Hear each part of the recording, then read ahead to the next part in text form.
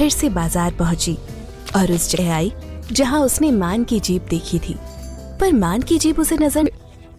गीत ने खुद से पूछा। गीत ने इतना कहा ही था कि उसकी नजर सामने से आती तेजी की जीप पर पड़ी। तेजी को देखकर गीत के होश उड़ गए और वो अपने लिए छुपने की जगह ढूंढने लगी। गीत जल्दी से एक दूसरी जीप के पीछे छुप, जो एक गैरेज के बाहर खड़ी थी।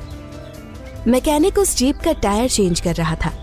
तभी तेजी ने अपनी जीप एक शराब की दुकान के सामने रोकी और अर्जुन जीप से उतरकर दुकान वाले से शराब की बोतलें लेने लगा। गीत छुपकर उसे ही देख रही थी। अर्जुन बोतलें लेकर फिर से जीप में आकर बैठ गया और तेजी ने अपनी जीप स्टार्ट कर दी और दोनों वहां से जाने लगे। साहब, टायर चेंज कर दिया। आपके टायर से ये बालों में लगाने वाली पिन निकली है। मैकेनिक मान को हेयर पिन देते हुए बोला। मान ने जैसे ही पिन लेने के लिए अपना हाथ बढ़ाया तो उसकी नजर अपनी घड़ी में फंसे ताबीज पर पड़ी। उसने ताबीज निकालने की कोशिश की, पर ताबीज पूरी तरह से उसकी घड़ी में फंसा हुआ था। मान को बहुत गुस्सा आया। उसने मैकेनिक से पिन लेकर गुस्से में उसे फेंका और फिर मैकेनिक को पैसे देकर अपनी जीप में बैठा। उसने जीप स्टार्ट की और वहां से चला गया। जीप के जाते ही गीत घबराकर उठकर खड़ी हो गई और वहां से भागने लगी। तभी उसके पैर में उसकी ही हेयर पिन चुभ गई। गीत के मुंह से आह निकली और वो पिन निकालने के लिए झुकी, पर वो पिन निकालकर जैसे ही खड़ी हुई तो तेजी ने अपनी गाड़ी में लगे मिरर से उसे देख लिया। उसे देखते ही तेजी ने तुरंत अपनी गाड़ी में ब्रेक लगाया और पलटकर गीत की ओर देखा। गीत ने भी उसे देख लिया। इस बार वो डर के मारे वहां से हिल भी नहीं पाई।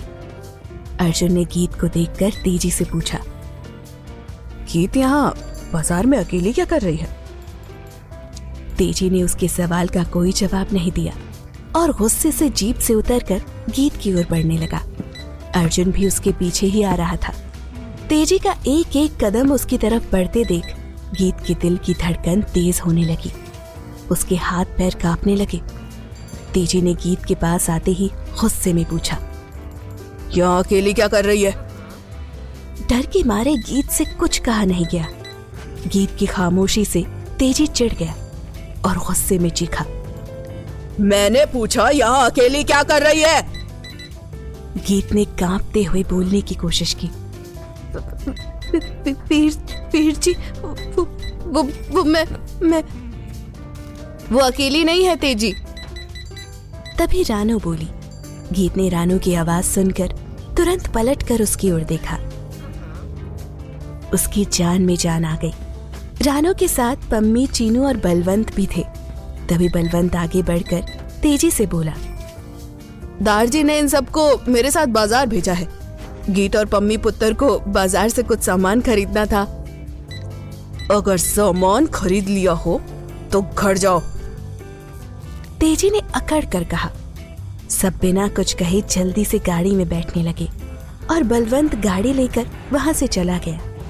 गीत पागल हो गई है क्या? कहा था मैंने कि वो और उसके आदमी कहीं भी आ सकते हैं, पर नहीं, तुझे भी उनकी मार खाने का बहुत शौक है। शुक्र कर कि हम वहां सही वक्त पर आ गए, वरना आज तुझे कोई नहीं बचा पाता। और ऐसा क्या खो गया था तेरा जिसे तू ढूंढने यहाँ अकेली चली आई? पम्मी ने गीत से पूछा। गीत ने कोई जवाब नहीं दिया। तभी बलवंत गाड़ी ड्राइव करते हुए बोले, बेटा आगे से ध्यान रखना, आज बहुत बड़ी मुसीबत आ सकती थी तुझ पर। गीत कुछ नहीं बोली। वो अभी भी ताबीज के बारे में ही सोच रही थी। इधर मान ने गेस्ट हाउस के बाहर अपनी गाड़ी रोकी। मुंशी जी बाहर ही खड़े उसका इंतजार कर रहे थे। मान अपना चश्मा निकाल कर गाड़ी से बाहर आया तो मुंशी जी अपने पास खड़े गेस्ट हाउस के नौकर से बोले, साहब का सामान गाड़ी से निकाल कर कमरे में रख दो। जी। इतना कहकर नौकर मान की जीप से उसका सामान निकालने लगा। मुंशी जी के साथ मान अंदर आया। अंदर आते ही उसने अपनी नजरें घुमाकर चारों ओर देखा और फिर सोफे पर बैठकर अपनी घड़ी से ताबीज निकालने की कोशिश करने लगा, पर इस बार भी उससे ताबीज नहीं निकल रहा था। मान ने गुस्से में ताबीज को जोर से खींचा तो उसकी घड़ी का कांच टूट गया। लगता है ये ताबीज आपके लिए ही बना है, इसलिए नहीं निकल रहा है। रहने दीजिए। मुंशी जी ने मान की तरफ देखकर कहा। मान गुस्से में मुंशी जी को घूरने लगा तो मुंशी जी मुस्कुराते हुए मान के पास सोफे पर बैठे और मान के हाथ को पकड़कर बोले, लाइए मैं निकाल देता हूँ। मान ने बिना कुछ कहे गुस्से से अपना दूसरा हाथ हटा लिया और दूसरी साइड देखने लगा।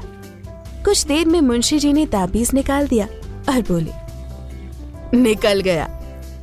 तभी मान ने उनके हाथ से ताबीज छीना और खिड़की से बाहर फेंक कर बोला, मोहन सिंह खुराना खुद पर भरोसा करता है, इन बेमतलब की चीजों पर नहीं, और उसे जो चाहिए उसे हासिल करना मोहन सिंह खुराना बहुत अच्छे से जानता है। इतना कहकर मान फिर से बाहर आया। उसने अपनी जीप से बंदूक निकाली और अपने कमरे में वापस आ गया। उसके पीछे ही नौकर उसका सामान लिए कमरे में चला गया। मान ने बक्से से शराब की बोतल निकालकर उसे खोली और अपनी बंदूक को शराब से नहलाने लगा। कुछ देर बाद उसने बिना मुंशी जी की ओर देखे उनकी ओर अपना हाथ बढ़ाया तो मुंशी जी ने तुरंत उसके हाथ में एक साफ कपड़ा रख दिया और एक तरफ खड़े हो गए। मान सोफे पर बैठकर उस कपड़े से अपनी बंदूक साफ करने लगा।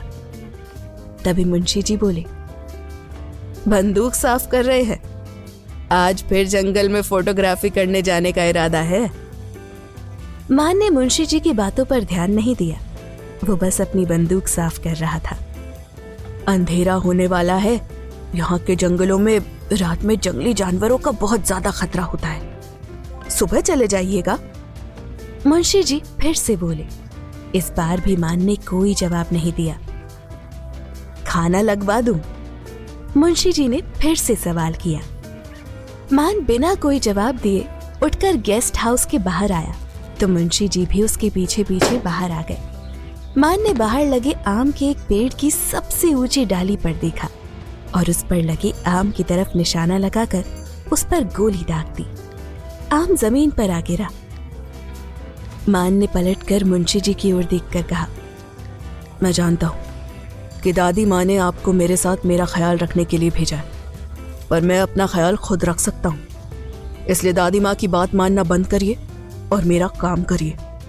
वो जमीन तेजेंद्र की नहीं बल्कि उसकी बहन की है, जो उसके दादाजी उसकी बहन को दहेज में देना चाहते हैं। इसलिए जाहिर सी बात है कि तेजेंद्र बिना उसकी बहन और दादाजी की मर्जी के ये जमीन नहीं बेच सकता।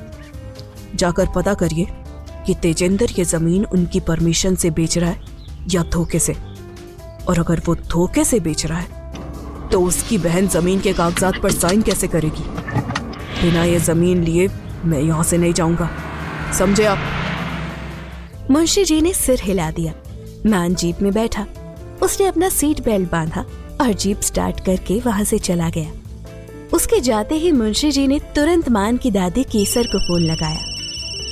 वहीं दूसरी तरफ एक बड़ी सी कोठी के एक आलीशान कमरे में बेड पर रखे फोन की बेल बजते ही मान की दादी ने कॉल रिसीव की और बोली, बोलिए मुंशी जी। मालकिन, छोटे साहब तो फिर से रात में फोटोग्राफी के लिए निकल गए हैं, खाना भी नहीं खाया।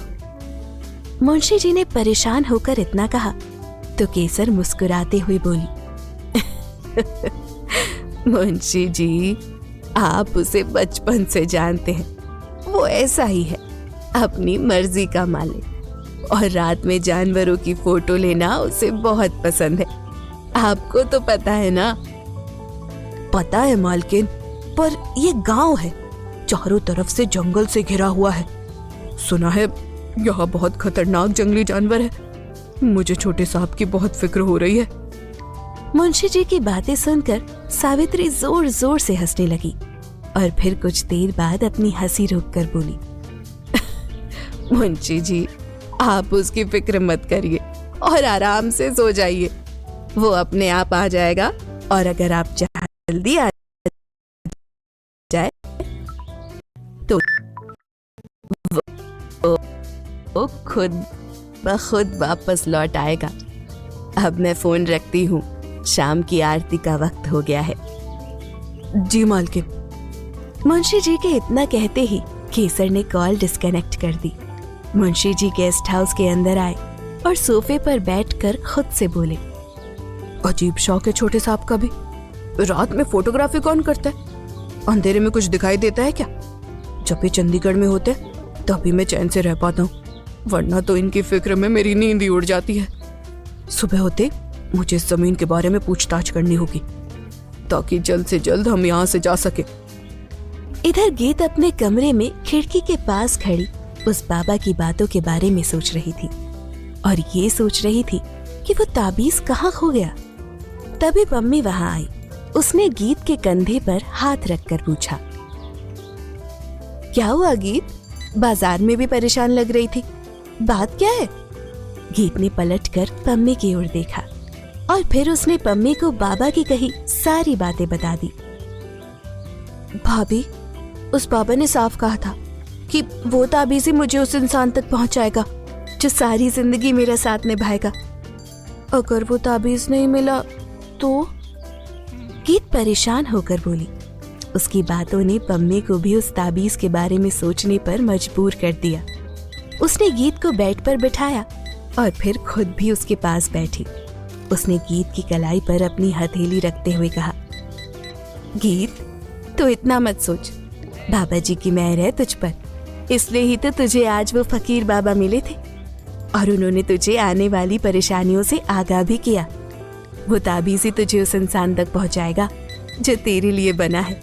और शायद ये भी हो सकता है कि वो ताबीज अपनी सही जगह पर पहुंच गया हो। क्या सच में ऐसा होगा भाभी? पता नहीं वो फकीर बाबा किस तूफान के आने की बात कर रहे थे। मुझे बहुत डर लग रहा है। गीत ने पम्मी की गोद में सिर रखते हुए कहा। क्या गीत का ये डर उसकी जिंदगी की हकीकत बन जाएगा?